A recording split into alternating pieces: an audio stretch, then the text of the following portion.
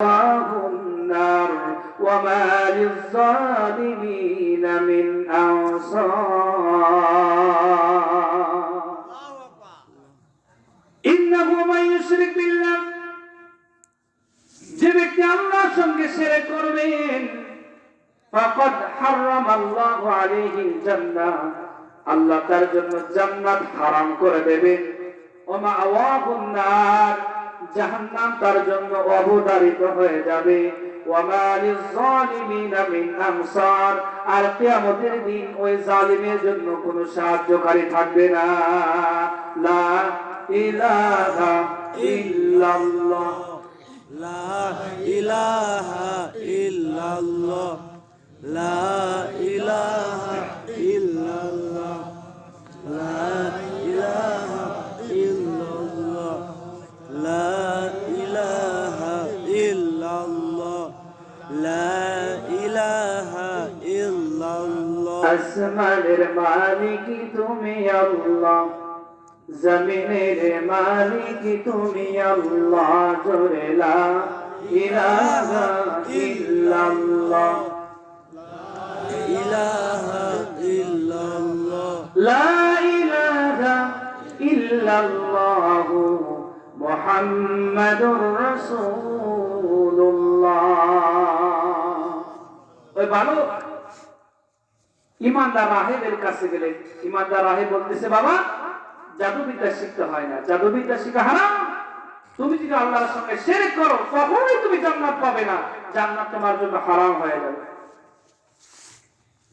ওই বালকার জাদুবিদ্যা শিখতে যায় না জাদুকরের বাড়ি দেরি হয়ে যায় জাদুকর পিটানি দেয় মার দেয় রিমান্ডে দেয় আবার বাড়িতে দেরি করে যায় মা বাবা এদিকে পিটানি দেয় রিমান্ডে দেয় শাস্তি দেয় এই সমস্ত ঘটনা খুলে ইমানদার রাহিবের কাছে বর্ণনা করলেন ইমানদার রাহিব ডাক দিয়ে বলে বাবা এমন একটা কৌশল আমি তোমারে শিখাই দিতে চাই আল্লাহি তাল্লাহি বিল্লাহি এই কৌশল যদি অবলম্বন করতে পারো আর একবারের জন্য তোমারে মার খেতে হবে না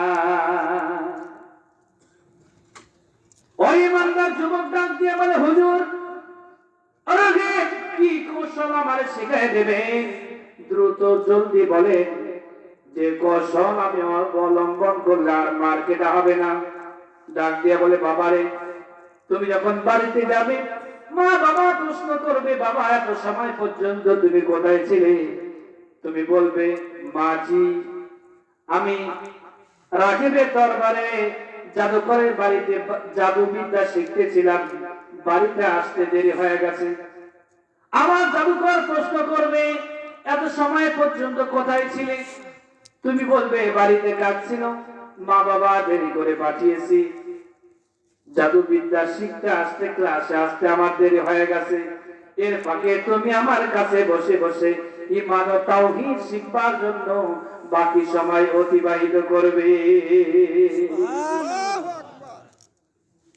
ওই বালকের কাছে আর জাদুবিদ্যা ভালো লাগে না ঈমান যার দিলের ভিতরে আছে খারাপ কাজ কি ভালো লাগবে ঈমান যার দিলের ভিতরে আছে খারাপ কাজ ভালো লাগবে না ঈমান যার দিলের ভিতরে আছে মুসলমান জীবন দিবে রক্ত দিবে জানবরণ করবে এরপর আল্লাহর পথ থেকে বিন্দু পরিমাণ সরে যাবে না কথা বলেন ঠিক কি না ঠিক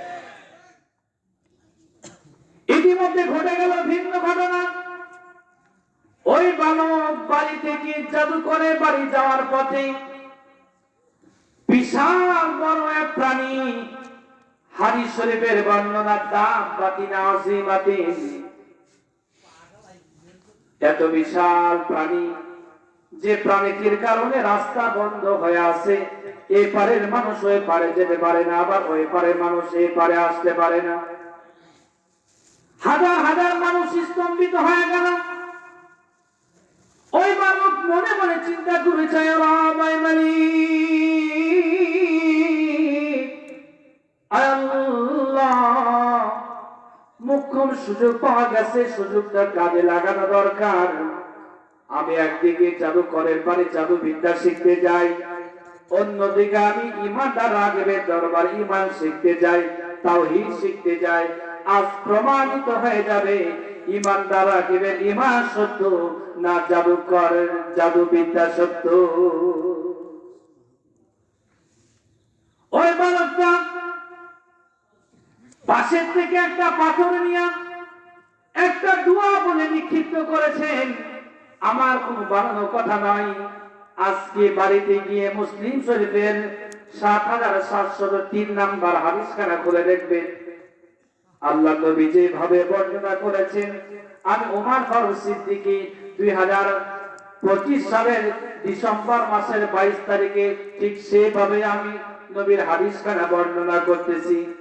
ওই বালকটা পাশের দিকে একটা পাথর নিয়ে দোয়া বলে নিক্ষিপ্ত করলেন, আল্লাহুম্মা ইন কানা আমরুর রাহিব আহাব্বা ইলাইকা মিন আমরিস সাহির ফাকতুল হাদিহি দাব্বা। এই দোয়া বলে নিক্ষিপ্ত করেছেন মুসলমান। এই দোয়া বলে বিষাক্ত বৃহদাকার প্রাণী থেকে নিক্ষিপ্ত করতে দেরি হয়েছে। বিষাক্ত বৃহদাকার প্রাণীটি সঙ্গে সঙ্গে মৃত্যুবরণ করতে দেরি হয় নাই। আল্লাহু আকবার। ওই বালকের কাছে দিবালোকের মতো স্পষ্ট হয়ে গেল, কোরআন সত্য, ইসলাম সত্য, ঈমান সত্য। এই ইসলামের জন্য, ঈমানের জন্য আমি বালক বারবার জীবন দিতে রাজি আছে যে কিরা। গুটি গুটি পা পা করে ওই ইমানদার রাহিবের কাছে চলে গেলেন, সমস্ত ঘটনা বলে বর্ণনা করলেন। ইমানদার রাহিব হুজুর, খতিব সাহেব, ইমাম সাহেব ডাক দিয়ে বলে, বাবারে তুমি যে ঘটনা শুনিয়েছো, এতদিন তোমার সম্পর্কে আমার যে ধারণা ছিল বা ছিল না, আনতাল ইয়াউম আফদালু মিন্নি, আজ থেকে আমার চেয়ে তুমি বেশি আল্লাহর কাছে প্রিয় হয়ে গেছো। অতএব ঈমানের পরীক্ষা দিতে হবে, কষ্ট করতে হবে, জুলুম আসবে, জরিমানা হবে, রিমান্ড নেওয়া হবে, এমনকি ফাঁসির মঞ্চে ঝুলতে হবে। বাবারে খবরদার, তুমি আমার কাছে তাওহীদ শিখেছো, এই কথা কাউকে বলা যাবে না। প্রিয় ভাইরা আমার, গভীর মনোযোগ। ওই বালকটা নিজে নিজে একটা খানকা খুলে তিনিও ঈমানের দাওয়াত দেওয়া শুরু করে দিলেন। এইদিকে হাজার হাজার মানুষ স্তম্ভিত হয়ে আছে রাস্তার দুই ধারে। মানুষগুলো চিন্তা করলো, ওই বালকের হাতের ভিতরে এমন কি কারিশমা রয়েছে, আমরা এতগুলো লক্ষ লক্ষ মানুষ থাকার পরেও এই বিষাক্ত বৃহদাকার প্রাণীটিকে মারতে পারি নাই। এই বালকের হাতের ভিতরে এমন কি কারিশমা রয়েছে, পাথর নিক্ষিপ্ত করার সঙ্গে সঙ্গে বিষাক্ত প্রাণীটি মৃত্যুবরণ করেছে।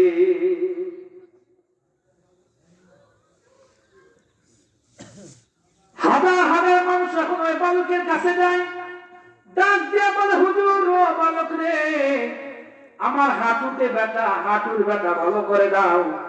কেউ বলে, হুজুর আমার ডায়াবেটিসটা ভালো করে দাও। আবার যুবকেরা গিয়ে ডাক দিয়ে বলে, বালক রে, আমার যৌন সমস্যা, বিয়ে করেছি 2 দিন 4 দিন, 2 মাস, 1 মাস, 4 মাস, 1 বছর বউ আমার কাছে থাকতে চায় না। এমন যুবক আছে না, বিয়ে করছে কিন্তু বউ পাশে থাকতে চায় না। এই থাকবে কি করে, থাকবে কি করে রে যুবক? বউ কেন তোমার পাশে থাকবে? কারণ বিয়ে করার আগেই তো মেডিসিন সব শেষ হয়ে গেছে। কথা বলেন ঠিক কি? এই জন্য আমি বলতে চাই, মায়েরা, বোনেরা, যে সমস্ত তরুণ আমার বোনেরা আছে, যুবতী বোনেরা আছে, আমি বলতে চাই, ও মা, ও বোন, তোমার হাতে পায়ে ধরে আমি বলে যাই, বিয়ে করার আগে ভুল সিদ্ধান্ত নেবে না। যদি বিয়ে করার আগে ভুল সিদ্ধান্ত নাও, তোমার জীবনটা জ্বলে পুড়ে সরকার হয়ে যাবে। কথা বলে ঠিক কিনা? তুমি যার জন্য পাগল, তোমার পাশের বাড়ির বল্টু সাহেব অমুক এলাকার জমিদার জন্য পাগল, খোঁজ নিয়ে দেখো। কথা বলেন ঠিক কিনা? এই যুবক, তুমি যার জন্য পাগল, খোঁজ নিয়ে দেখো। রাত 12টা 1টার পরে শুধু মিস কল মারে, কল দিলে আবার ওয়েটিং দেখা যায়। কথা বলেন ঠিক কিনা? তুমি যার জন্য পাগল, সে তোমার ডুবায়া মারবে, চুবায়া মারবে। যুবকেরা কথা বলে ঠিক কিনা? আমি বলতে চাই, যুবকেরা, গার্জিয়ান যারা আছেন, আমি বলতে চাই, ছেলের বয়স হয়েছে, বিয়ের বয়স হয়েছে, মোবাইল না দিয়ে প্রেম প্রীতি না শিখা ছেলের বিয়ের ব্যবস্থা করে দেন। আর আমি মা বোনদেরকে বলতে চাই, এমন যুবক চয়েস করবেন না যে যুবক পাঙ্কুমার খান, মানে এইদিকে নাই। আমি সিলেট যখন সফরে যাই, সুনামগঞ্জ, হবিগঞ্জ, টাকা পয়সার কোনো অভাব নাই, এদিকে চুল্লায় মধ্যখানে আবার তালপট্টির মতো করে রেখে দিয়েছে, পিছনে আবার নাম্বার লিখে দিয়েছে 017 আই লাভ ইউ, ঠিক কিনা? ঠিক। এমন যুবকের পাল্লায় তুমি যদি পড়েছো বোন, তোমার জীবন ধ্বংস হবে, তোমার পরিবার ধ্বংস হবে। শুধু তোমার জীবন ধ্বংস হবে না, তোমার জীবনের সঙ্গে তোমার পরিবারের জীবন ধ্বংস হয়ে যাবে। কথা বলেন ঠিক কিনা? ঠিক। এই জন্য আমি যতজন বোনের গার্জিয়ান আছে, আমি হাতে পায়ে ধরে বলে যাই, ও মা, আপনার পরমা সুন্দরী মেয়েটা 20 বছর 25 বছর পর্যন্ত পড়াশোনা করিয়ে মানুষের মতো মানুষ করেছেন। এমন বকাটে যুবক যিনি নামাজ পড়ে না, কোরআন পছন্দ করে না, ইসলাম পছন্দ করে না, তাহাজ্জুদ তামাত্তুম পছন্দ করে না, এমন যুবকের সঙ্গে বিয়ে দেবে না। সে যদি সরকারি চাকরি করে, কোটিপতি হয়, এমন যুবকের সঙ্গে বিয়ে দেবে না। কথা বলে ঠিক কিনা? ঠিক। আমি বলতে চাই, এখানে এসে দেখেন যে যুবকরা আমার সামনে বসে আছে, টাকনুর উপর প্যান্ট পরিধান করে 5 ওয়াক্ত নামাজে জামাতের সাথে পড়ে, ইভেনের সাথে ফজরের নামাজ। যে যুবকটা ফজরের কনকনে শীতের রাতে উজু করে জামাতের সাথে নামাজ পড়ে, নির্দ্বিধায় ওই যুবকের সঙ্গে আপনার পরমা সুন্দরী মেয়েকে ওই যুবকের হাতে তুলে দেন, জীবন একবারের জন্য আপনার মেয়ে আপনার কাছে অভিযোগ দেবে না। ঠিক কিনা? ঠিক। এমন যুবক আমার সামনে আছে। কথা বলেন ঠিক কিনা? ঠিক। ওই যুবক ডাক দিয়ে বলে, বাবারে শুনে নাও, তোমার যৌন সমস্যা ঠিক হয়ে যাবে তুমি যদি আল্লাহ রাব্বুল আলামিনের উপর ভরসা করো। আল্লাহ তোমার যৌন সমস্যা চিরজন্মের জন্য দূর করে দেবে। প্রিয় ভাইরা আমার, গভীর মনোযোগ। তার হাঁটুতে ব্যথা, পায়ে ব্যথা, ওই বালকের কাছে ডাক দিয়ে বলে, বলো, আমার মাথায় প্রচন্ড ব্যথা, আমার ছেলে মেয়েটা পড়াশোনায় দুর্বল, একটু দোয়া করে দাও। ওই বালক কি জবাব দেন শুনবেন। ওই বালক বলেন, লা আশফি আহাদান ইন্নামা আশফি আল্লাহ, শিফা তো আমি দিতে পারি না, শিফা দেন একজন, তিনি আমার আল্লাহ। সুবহানাল্লাহ। রাজ দরবারের এক মন্ত্রী, তার চক্ষু হয়ে গেছে অন্ধ। কয়েকজন চামচা গিয়ে ডাক দিয়ে বলে, মন্ত্রী সাহেব, আপনি এখনো অন্ধ, অথচ আপনার এই দেশের ভিতরে এমন একটা বালকের আবির্ভাব হয়েছে যে কিনা হাত বুলাই দিলে সঙ্গে সঙ্গে দৃষ্টি সম্পন্ন হয়ে যায়, অন্ধত্ব বরণকারী ব্যক্তি দৃষ্টি সম্পন্ন হয়ে যায়। হাজার হাজার উপঢৌকন নিয়ে চলে গেলেন, 1 পা 2 পা করে ইমানদার রাগীবের কাছে, ওই যুবকের কাছে। ডাক দিয়ে বলে, যুবক, আমি শুনতে পেরেছি রে যুবক, আমি জানতে পেরেছি, তুমি যদি জন্মান্ধ ব্যক্তির চোখে হাত বোলায় দাও, সে নাকি সঙ্গে সঙ্গে দৃষ্টি সম্পন্ন হয়ে যায়। বালক রে, আমি জন্মান্ধ, তুমি যদি আমার চোখটা ফিরায় দিতে পারো, বিশাল উপঢৌকন নিয়ে এসেছি, তোমার আমি দিয়ে দেব। ওই বালক ডাক দিয়ে বলে, মন্ত্রী, চক্ষু আপনার ভালো হবে ঠিক যদি আপনি লা ইলাহা বলেন, লা ইলাহা ইল্লাল্লাহু মুহাম্মাদুর রাসূলুল্লাহ, আপনি যদি কালিমা পড়ে মুসলমান হয়ে যান, আপনার চক্ষু ভালো হয়ে যাবে। জোরে জোরে বলি সুবহানাল্লাহ। সুবহানাল্লাহ। ওই মন্ত্রী সাহেব কালিমা পড়ে মুসলমান হয়ে গেল। বিশাল উপঢৌকন ওই ইমানদার বালককে দিয়ে দিলেন। পরের দিন চলে গেলেন রাজপ্রাসাদে, জমজমাট রাজপ্রাসাদ, সভা বসে গেল। বাদশা ডাক দিয়ে বলে, মন্ত্রী মশাই, গতকালকেও তুমি ছিলে অন্ধ, কি তোমার চক্ষু ভালো করে দিল? মন্ত্রী মশাই ডাক দিয়ে বলেন, লা আশফি আহাদান ইন্নামা আশফি আল্লাহ, চক্ষু আমার একজন ভালো করেছেন, তিনি আমার আল্লাহ। আল্লাহু আকবার। বাদশা ডাক দিয়া বলে, মন্ত্রী কি বলো তুমি? আমি নিজেই তো রব। ওই বাদশা নিজেই নিজেকে রব দাবি করেছে, বলে গেছেন কি আপনারা? না। বলছেন? না। ওই বাদশা নিজেই নিজেকে রব দাবি করেছে। ডাক দিয়া বলে, আনা রব্বুকুমুল আলা, আমি নিজেই তো রব, তুমি আবার কোন রবের দাওয়াত দিতে এসেছো? ওয়ালাকা রব্বুন গায়রু, আমি ছাড়া কি তোমার অন্য কোনো রব আছে নাকি? ওই মন্ত্রীর বাসায় ডাক দিয়া বলেন, তুমি তো আমার রব নয়, আমার রব তো তিনি হুয়াল হাইয়ুল কাইয়ুম, সুবহানাল্লাহ। যিনি চিরঞ্জীব, যিনি চিরস্থায়ী।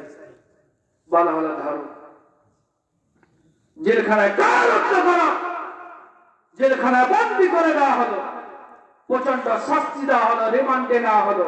বলা হলো, মন্ত্রী কোত্থেকে তুমি ইমানের শিক্ষা পেয়েছো বলো, বের করাই লাগবে। কিন্তু মন্ত্রী মশাই ওই ইমানদার বালকের কথা বলে ফেলেছিল। আমি বলতে চাই বন্ধু, সাথে থাকলে সঙ্গী, না থাকলে জঙ্গি। কথা বলেন ঠিক কিনা? ঠিক। এই জন্য বলতে হবে ঠিক কিনা? ঠিক। যতদিন আপনি সঙ্গে ছিলেন ততদিন সঙ্গী, এখন আপনি বিরোধী দল হয়েছেন, এখন থেকে আপনি জঙ্গি হয়ে গেছেন। কথা বলেন ঠিক কিনা মুসলমান? ঠিক। আমতারে এদেশের শীর্ষস্থানীয় আলেমদের সম্পর্কে কত ভালোবাসো, ভালো ভালো কথা বলেছেন। আম জনতা নামে একটা পার্টি আছে না এলাকায়, আছে না দেশে? আম জনতা, ওর কাজই শুরু হলো মলম বিক্রি করা, আলেমদের বিরুদ্ধে কথা বলা, রাজনৈতিক প্রেক্ষাপট নিয়ে কথা বলা। এর মানে ওর ধান্দা শুধু আম বিক্রি করে, মলম বিক্রি করে ভাইরাল হওয়া। কথা বলেন ঠিক কিনা? ঠিক। এদেশের জনগণ এই মলম বিক্রেতাকে চিনে ফেলেছে। কথা বলেন ঠিক কিনা মুসলমান? ঠিক। এই সমস্ত 2 নাম্বার আম এখন এদেশের যুবকেরা খাবে না। কথা বলেন ঠিক কিনা? ঠিক। ওই যুবক, আমি কি শেষ করে দেবো না ঘটনাটা শেষ করবো? ঘটনা শেষ করেন। ঘটনাটা শেষ করবো। জি। তো কালিমা পড়ে লা ইলাহা ইল্লাল্লাহ, লা ইলাহা ইল্লাল্লাহ, লা ইলাহা ইল্লাল্লাহ, লা ইলাহা ইল্লাল্লাহ, লা ইলাহা ইল্লাল্লাহ, ইল্লাল্লাহ, লা ইলাহা ইল্লাল্লাহ, লা ইলাহা ইল্লাল্লাহ, লা ইলাহা ইল্লাল্লাহ, লা ইলাহা ইল্লাল্লাহ। রিমঝিমাঝি বৃষ্টি ঝরে, রিমঝিমাঝি বৃষ্টি ঝরে, ওই নামে বলো ইল্লাল্লাহ জোরে, লা ইলাহা ইল্লাল্লাহ। লা ইলাহা ইল্লাল্লাহ, লা ইলাহা ইল্লাল্লাহ মুহাম্মাদুর রাসূলুল্লাহ। ওই মন্ত্রীকে অ্যারেস্ট করা হলো, জেলখানায় বন্দী করে দেওয়া হলো, প্রচন্ড শাস্তি দেওয়া হলো। এবার বলা হলো, কার থেকে তুমি ইমানের শিক্ষা পেয়েছো বলো? ওই মন্ত্রী সাহেব ডাক দিয়ে বলতেছে, আমি ইমানদার বালকের কাছে ইমান এনে মুসলমান হয়েছি। বললো, ডাকো তারে, তুমি কার কাছে ইমান এনে মুসলমান হয়েছো? ওই বালককে ডাকা হলো, ওই বালককে প্রচন্ড মার দেওয়া হলো।